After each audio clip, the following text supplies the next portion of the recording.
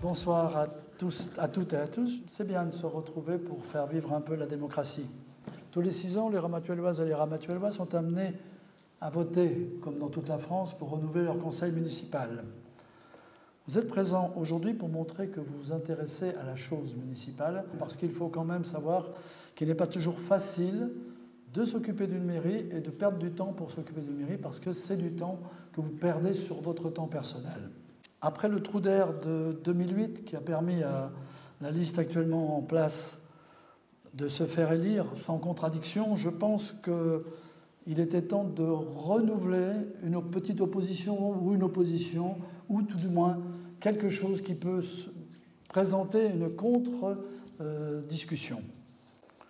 Au passage, je voudrais simplement rétablir une vérité sur l'article paru ce matin dans Nice Matin, parce qu'en 1995, j'ai été élu au premier tour au panachage, et j'ai regardé sur le journal, j'ai vu que M. Franco a dit qu'il était tête de liste et que j'étais derrière lui. Ce n'est pas un combat d'hommes que je fais là, simplement je remets en place une chose, parce que M. Franco était sur la liste, mais était loin pour être réélu au deuxième tour, et c'est Zé Combat, que vous connaissez tous, qui lui a laissé sa place, ce qui lui a permis de repasser au deuxième tour. De toute manière, la vraie campagne débutera pas avant le 10 mars, c'est la loi. Et à ce moment-là, nous aurons tout le loisir de parler sérieusement, sans trop raconter de mensonges, des idées de notre programme que nous avons déjà établi. Pour l'instant, je vais passer la parole à Gilbert Frezia, et il me la rendra juste après pour que je présente la liste. Ramatuelloises, Ramatuellois, je suis très touché d'être devant vous ce soir. Mais sachez que ma joie est immense de participer avec mon ami Gérard Ducrot et notre équipe à cette nouvelle campagne municipale. J'ai, dans le passé, exercé plusieurs mandats. D'ailleurs, vous me connaissez tous. J'ai rempli cette tâche avec toute mon énergie et tout mon amour pour Ramatuelle, jusqu'au jour où mes idées n'étaient plus écoutées. Donc, la rupture est arrivée. D'où ma démission. Après un temps de réflexion, j'ai décidé de m'engager auprès de Gérard Ducrot pour la démocratie, car nous allons dans le même sens pour les Ramatuellois et leur avenir. Sachez que je suis heureux de m'être engagé, car dans notre liste, la démocratie existe et nous tiendrons nos engagements, que nous sommes d'affreux bétonneurs qui n'auraient comme seule préoccupation que de saccager la nature. Pas du tout. Ramatuelle comme endoctriné, il y a des tensions jamais vues dans le passé et des relations conflictuelles avec les administrés. Nous sommes tous conscients du travail accompli par Albert Raphaël, comme la Roche des Fées, les Rocs de Castellas, fait sans soulever le moindre heurt malgré la loi littorale déjà en vigueur. Mon amitié pour Gérard m'a redonné le goût d'agir pour ma commune. Et je dois vous dire que travailler avec un homme intelligent, honnête, ouvert, ainsi qu'avec une équipe dynamique, c'est un grand plaisir. Merci. Vive Ramatuelle.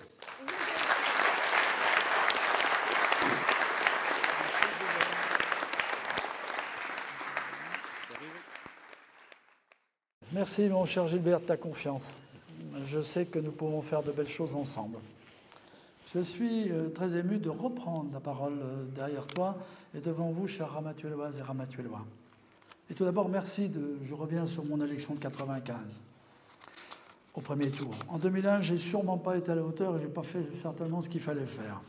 Ma déception a été relativement grande Et j'ai fini par vendre ma pharmacie. Je l'ai peut-être regretté, oui, mais je n'ai jamais pu m'éloigner ni de Ramatuelle ni de mes amis. J'y habite quand même depuis 1986, ce qui fait un bail. De 1901, je ne vais pas revenir dessus parce qu'il m'est revenu un mauvais souvenir de campagne. On m'a invité grossièrement à partir, à quitter le village. Bon, c'est pas pour autant que j'ai vendu la pharmacie, mais ça m'avait quand même choqué. Maintenant, en 2014, je m'aperçois que les problèmes sont toujours les mêmes que ceux que j'ai connus il y a 15 ans. Alors, je viens vous redemander votre confiance. C'est sûr que j'entends dire qu'il faut être courageux pour aller faire valoir la démocratie. C'est vrai, c'est pas facile, croyez-moi, discuter devant les gens, faire le tour, expliquer ce qu'on a à expliquer, c'est pas toujours simple, surtout quand on n'a pas vraiment un passé suffisant en politique. Mais vous pouvez nous faire confiance parce que mon équipe et moi-même, du courage, on en a à revendre.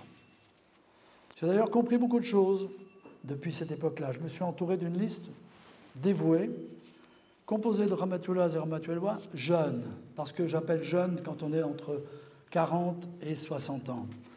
Ils possèdent tous une activité, un toit, une famille. La plupart sont nés à Ramatuelle, d'authentiques Ramatuelois. Il y en a de moins en moins, parce qu'il faut aller naître ailleurs pour avoir le titre de Ramatuelois. On nous accuse maintenant de vouloir bétonner, je reprendrai un peu le texte de mon ami Gilbert. C'est étonnant pour des gens qui ont choisi de vivre ici pour la qualité de la vie et de l'environnement. Il faut arrêter ces mensonges, ça n'amène rien. Raconter sans arrêt, ils vont casser, ils vont... Non. Ça, si vous pouvez toujours le croire. Je vous encourage à ne pas le faire. De toute façon, les permis de construire ont été délivrés par l'autorité qui en a le pouvoir, ce qui est normal. Donc ce n'est pas nous qui sommes en cause pour les permis qui sont en cours.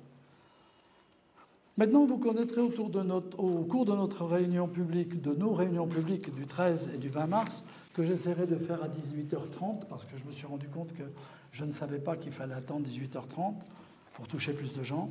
Et au cours de ces réunions publiques, vous verrez qu'on va toucher pas mal de domaines qui vous sont proches, toutes générations confondues. Bon, je ne reviendrai pas sur le cas de Pamplonne.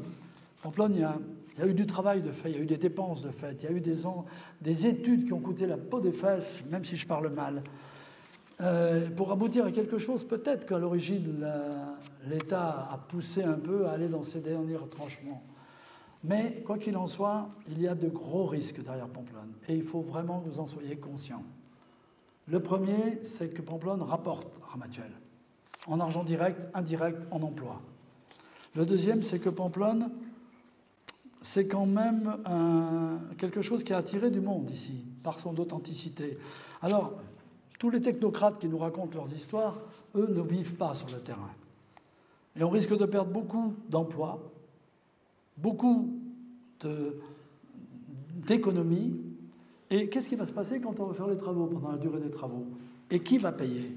Quel va être le coût? Tout ça sont des questions que vous devez vous poser et que vous devez nous poser. J'ai ouvert une petite brèche en parlant de la dette. La dette, c'est sûr qu'on est encore une commune qui peut se dépenser. Mais je dis toujours que même si elle ne met pas encore en péril la tranquillité de nos finances, il faut quand même commencer à y penser. Y penser pourquoi? Parce que je viens de vous dire Pamplonne, les Combes, c'est des projets qui coûtent cher et qu'il va falloir financer. Comment allez-vous les financer? Est-ce que tout a été pris en compte? Mais moi, je vous dis non. Je vous dis non parce qu'aujourd'hui, l'État se désengage par les dotations qu'il diminue, pour ne pas dire les abandonner. Il va passer la main aux mairies pour qu'elles augmentent les taxes locales pour compenser ce manque d'argent. Donc, on risque de se retrouver devant une dette qui va vraiment flamber. Et n'oubliez pas aussi une chose, je vous prendrai des petits textes, des petits commentaires et des petits rapports de l'INSEE concernant les finances. Nous sommes quand même la 226e commune sur 36 600 et des poussières, la plus endettée. Je ne sais pas si vous avez compris. Nous sommes dans le top du haut. On ne peut pas y rester, même si on sait qu'on peut rembourser. On ne peut pas rester là-dedans. Parce que ça va vous arriver en boomerang un matin. Ensuite, j'ai un autre problème. Avec les élus locaux, je pense qu'il ne faut plus que le maire se laisse damer le pion par l'administratif.